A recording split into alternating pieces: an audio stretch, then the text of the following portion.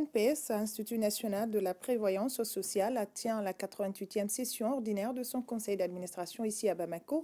Au cours de la rencontre, les administrateurs sont appelés à adopter le projet de budget 2019 de l'Institut. Le rapport d'activité de la structure pour l'exercice écoulé est également inscrit à l'ordre du jour de cette session. Reportage Moussa Fani.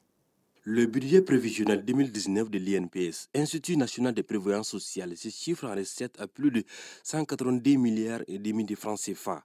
C'est un budget qui connaît une augmentation de 5,73% par rapport à celui de l'année écoulée. En dépenses, le budget est fixé à environ 170 milliards de francs CFA, soit une augmentation de 3,87%. Pour le président du conseil d'administration de l'INPS, cette augmentation s'explique. C'est à juste raison que le 19 octobre 2018, le conseil d'administration a décidé d'une augmentation de 5% sur les pensions à compter de janvier 2019.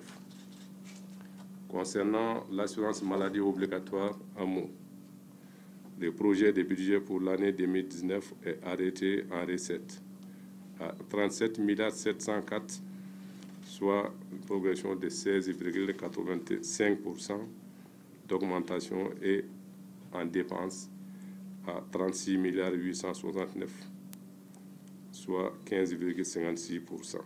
Les grandes activités prévues au cours de cette année sont regroupées sous un certain nombre une dizaine de chapitres, dont les plus importants, c'est l'amélioration de la qualité des prestations, le renforcement de l'assurance maladie volontaire, l'amélioration continue de l'assurance maladie obligatoire. L'INPS entend étendre ses prestations sociales à une grande couche de la population, dans sa politique d'ouvrir la facilité d'accès aux soins de santé à l'ensemble de la population. Les responsables de l'Institut comptent mettre en route le RAMU, régime d'assurance maladie universelle.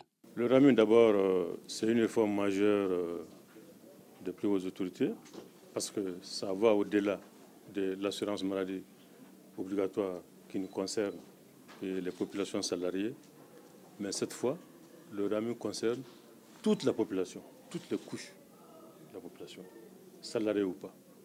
Donc c'est une réforme majeure dont la mise en œuvre va commencer bientôt. Une réforme qui devra permettre de satisfaire les besoins sanitaires des populations face à l'évolution de la politique nationale de protection sociale.